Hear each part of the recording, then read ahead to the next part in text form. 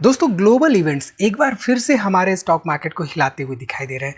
Gold और silver जहां पर एक तरफ रॉकेट्स बनते हुए दिखाई दे रहे हैं, वहीं पर दूसरी तरफ ऑयल भी ऊपर नीचे हो रहा है। और ऐसे में कुछ कंपनियों के बिजनेसेस अनप्रेसिडेंटेड तरीके से बढ़ रहे हैं। तो आज की इस वीडियो में हम कुछ ऐसी कंपनीज डिस्कस करेंगे जिनको की ग्लोबल अनसर्टेनिटी के केस में डायरेक्ट बिजनेसेस मिलते हैं। मार्केट का नेक्स्ट मूव क्या हो सकता है और कमोडिटीज का इतना तेज रिएक्शन क्यों है, डिटेल में बात करेंगे इस छोटी सी वीडियो में। तो वीडियो को यहाँ पे पूरा देखिए और स्टॉक मार्केट इन्वेस्टमेंट के बारे में कुछ नया सीखिए। नमस्कार दोस्तों, मैं उमेश त्रिपाठी आपका स्वागत करता हूं स्टॉक फॉर रिटेल पर। स्टॉक मार्केट से जुड़ी एक नई जानकारी के साथ। ध्यान रखिए, जो भी हम यहाँ पर डिस्कस कर रहे हैं, राइट, जो भी हम कंपनियों के नाम लेते हैं वो किसी तरह के लेवल्स नहीं होते हैं, बाई सेल रिकमेंडेशंस नहीं होते हैं। ऑब्वियसली हम यहाँ पे स्टॉक के प्राइसेस डिस्कस नहीं करते हैं।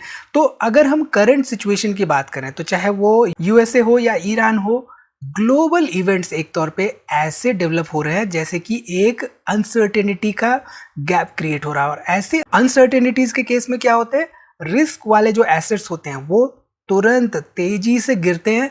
और वहीं पे दूसरी तरफ जैसे कि डिफेंस स्टॉक्स हो गए या एनर्जीज एंड कमोडिटीज कंपनीज हो गई, इनकी ग्लोबल डिमांड तुरंत स्पाइक कर जाती है। इसका एक सिंपल सा रीजन है, जब ग्लोबल अनसर्टेनिटी बढ़ती है तो ऐसे में हर कंट्री अपने जो भी डिफेंस एक्सपेंसेस होते हैं, राइट, उनको सीधे तौर पर बढ़ा देती है। ऑयल सप्लाई का रिस्क हो जाता है और जो इन्वेस्टर्स होते हैं वो सेफ एसेट्स की तरफ भागते हैं जैसे कि गोल्ड या सिल्वर। सो अगर हम भारत की बात करें तो यहाँ पर खास तौर पे ग्लोबल अनसर्टेनिटी के केस में सबसे ज्यादा बेनिफिशियरी होता है defence sector.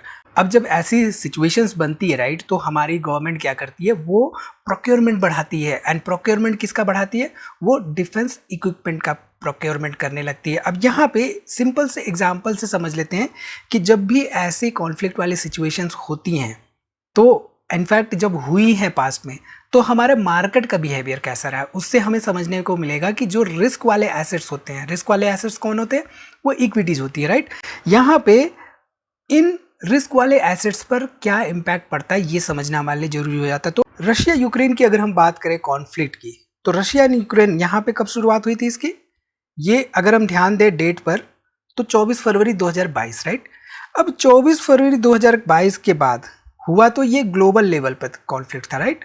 Global uncertainty create हो गई थी, थोड़ा सा मार्केट गिरा 4-5 दिन के लिए, लेकिन उसके बाद यहाँ पे एक पुल बैक आया। फिर उसके बाद कुछ समय तक मार्केट कंसोलिडेट किया, लेकिन उसके बाद हमें एक अपवर्ड मूवमेंट देखने को मिला। तो यहाँ पे कहने का मतलब ये है कि अनसर्टेनिटी के केस में सबसे पहले इंपैक्ट होते हैं जो रिस्क की एसेट क्लासेस होते हैं। अब रिस्क की एसेट क्लासेस कौन से होते हैं, इक्विटीज होती हैं मोस्टली। इस सिचुएशंस में मोस्टली इन्वेस्टर्स क्या करते हैं, वो सेफ हेवन्स की तरफ जाते हैं जैसे कि गोल्ड एंड सिल्वर। अब यहाँ पे ये तो हो गया रशिया यूक्रेन का कॉन्फ्लिक्ट। अगर हम देखें हमारा जो कारगिल हुआ था 1999 में इनफैक्ट, तो यहाँ पे अप्रैल मई के बाद आप देखिए मार्केट ऊपर ही मूव कर रहा था। यहाँ पे चल रहा था कार्यक्रम, लेकिन मार्केट ऊपर मूव कर रहा था। उसके बाद मार्केट ने यहाँ पे गिरावट दिखाई, उसके बाद यहाँ पे एक फ्रेश रैली दिखाई। तो कहने का मतलब ये है कि मार्केट में ग्लोबल अनसर्टेनिटी जब होती है तो मार्केट रिएक्ट करता है, लेकिन रिएक्ट करता है शॉर्ट टर्म के लिए, चलता लॉन्ग टर्म में अपना फंडामेंटल्स पे ही है। तो लॉन्ग टर्म की जब भी बात आती है तो वहाँ पे मार्केट के फंडामेंटल्स एंड मार्केट में सर्टेन बिजनेसेस के ओवरऑल सेल्स एंड प्रॉफिटेबिलिटी की बात आती है। तो ये बात हमें एज अ रिटेल इन्वेस्टर समझ के चलनी चाहिए, ठीक है। तो ये सब चीज़ें जो है बेसिकली स्टॉक मार्केट में जब भी हम इन्वेस्टमेंट कर रहे होते हैं तो स्टॉक मार्केट में ये कैसे होता है, क्या होता है, ये जानना हमारे लिए बहुत ही ज़रूरी होता है। तो यहाँ पर बेसिकली जो भी क्लासेस है हमारी उसमें हम अपडेट करते रहते हैं। तो आप भी सीखना चाहते हैं तो लिंक्स जरूर चेक करिएगा, ठीक है। तो डिफेंस इंडस्ट्री की अगर हम बात करें तो की डिफेंस कंपनीज भारत की कौन सी हैं, HAL obviously, right, Hindustan aeronautics limited.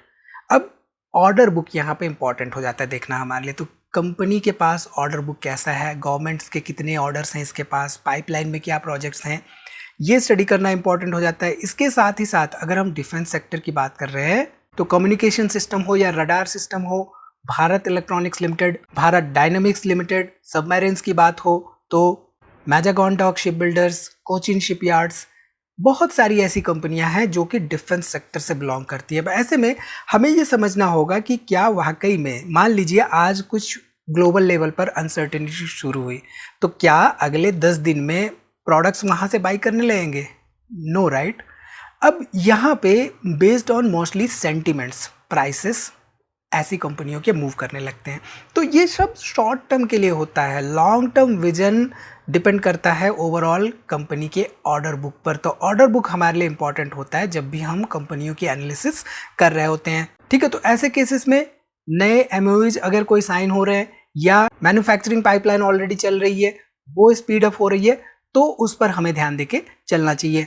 अब एग्जाम्पल के तौर पर यहाँ पर देखें तो मैजागॉन डॉक शिप बिल्डर्स जो पर्टिकुलर कंपनी है, राइट, इसका ऑर्डर बुक आप देखिए।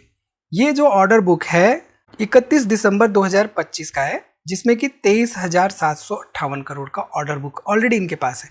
तो ऐसे में ऐसी सिचुएशंस में कंपनियों के पास ऑलरेडी एग्जिस्टिंग ऑर्डर बुक होते हैं, लेकिन प्राइसेस क्यों मूव करते हैं, ये साइकोलॉजिकली समझना हमारे लिए इंपॉर्टेंट हो जाता है, खासतौर पे ग्लोबल अनसर्टेनिटी की केस में। अब मैं यहाँ पे किसी तरह का रिकमेंडेशन ऑब्वियसली नहीं दे रहा हूँ, लेवल्स तो ऑब्वियसली डिस्कस नहीं कर रहा हूँ, मैं यहाँ पर जस्ट एग्जांपल्स के पर्पज से चीज़ें ले रहा हूँ ताकि आपको चीज़ें समझ में आए।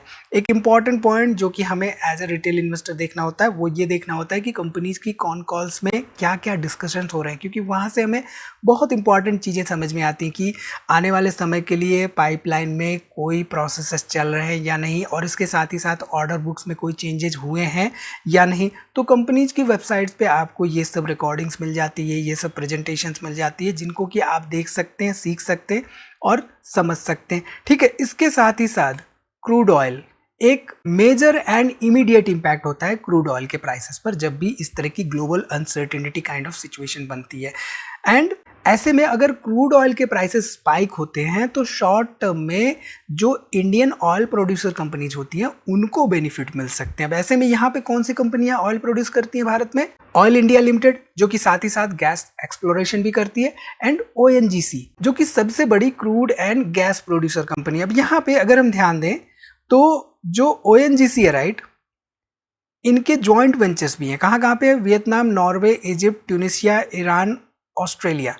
तो जब ग्लोबल अनसर्टेनिटी चलती है, कॉन्फ्लिक्ट्स चलते हैं, तो ऐसे केसेस में बिजनेसेस किस कंट्री में है सर्टेन कंपनी के, एंड उन कंट्रीज पे क्या इम्पैक्ट हो रहा है, इसकी वजह से क्या बिजनेस पे इम्पैक्ट होता है, ये स्टडी करना हमारे लिए इम्पॉर्टेंट हो जाता है, ठीक है। इसके साथ ही साथ जब global uncertainty kind of situation बनती है तो ऐसे में इन्वेस्टर्स, जैसा कि हम बता रहे थे वीडियो की शुरुआत में, सेफ हेवन्स की तरफ भागते हैं। अब सेफ हेवन्स क्या होते हैं? गोल्ड।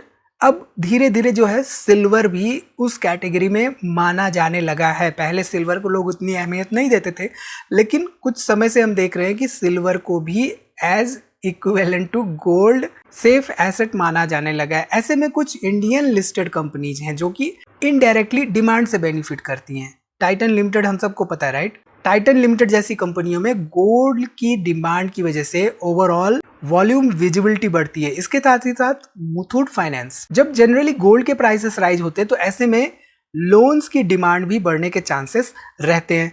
इसके साथ ही साथ मनोपुरम फाइनेंस जैसी कंपनियों में गोल्ड बैक लेंडिंग का ट्रैक्शन देखा जाता है। सो ऐसे सिचुएशंस पे जनरली गोल्ड एंड सिल्वर की डिमांड तेजी से बढ़ती है।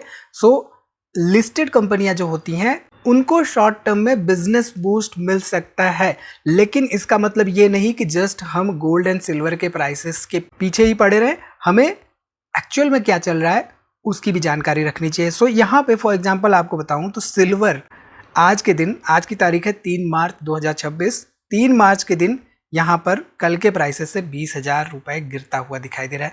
तो जस्ट बिकॉज की अनसर्टेनिटी बढ़ी है डज नॉट मीन कि इनके प्राइसेस हर दिन हर समय ऊपर ही जाते रहेंगे। तो ये मॉनिटरिंग हमारे लिए जरूरी होती है, ठीक है। इसके साथ ही साथ शिपिंग एंड फ्रेट एंगल से अगर हम देखें इसको, ग्लोबल अनसर्टेनिटी को, तो ऐसे केसेस में क्या होता है, जो फ्रेट रेट्स होते हैं वो तो बढ़ते ही बढ़ते हैं, साथ ही साथ मरीन इंश्योरेंस के प्रीमियम्स भी बढ़ते हैं ऐसे केसेस में। तो ऐसे में इंडिया जैसी कंट्रीज में खासतौर पे शिपिंग सेगमेंट जो होती है उसको भी शॉर्ट टर्म बूस्ट मिल सकता है। So for example shipping corporation of India limited जैसी कंपनियों के फ्रेट रेट वोलेटिलिटी से रेवेन्यू विजिबिलिटी इंप्रूव होती है, ठीक है, सो अगर हम सारी कैटेगरीज को एक समराइज करें तो यहाँ पर मोस्टली 3 इंपॉर्टेंट सेक्टर्स निकल के आ रहे हैं। Defence sector, oil and gas producers and gold silver linked businesses. So इनमें से कौन सा सेक्टर आपको सबसे ज्यादा इंटरेस्टिंग लग रहा है? कमेंट करके जरूर बताइए, गोल्ड या सिल्वर या डिफेंस या ऑयल। अगर आपको वीडियो इन्फॉर्मेटिव लगा हो तो लाइक करके जरूर जाइए। कोई भी सवाल है इसके रिलेटेड तो कमेंट जरूर से जरूर करिए। अगली वीडियोस में आप किस तरह की इन्फॉर्मेशन चाहते हैं ये भी हमें सजेशंस दीजिए, ताकि हम आप लोगों के लिए और बेहतर इन्फॉर्मेशंस ला सकें, क्योंकि आप ही लोग हैं जिनकी वजह से हमने ये चैनल ग्रो किया हुआ है।